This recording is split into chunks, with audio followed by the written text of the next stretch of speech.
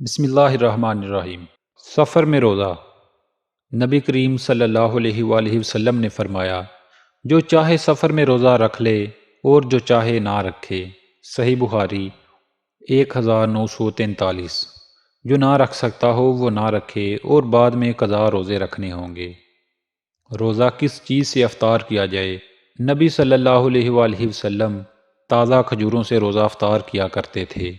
اگر کھجور نہ ملتی تو چھہاروں سے افطار فرما لیا کرتے تھے، اور اگر یہ بھی میسر نہ ہوتے تو پانی کے گھونٹ سے افطار فرما لیتے۔ سنن ابی داود 2355، مشکوٰۃ المصابیح 1991۔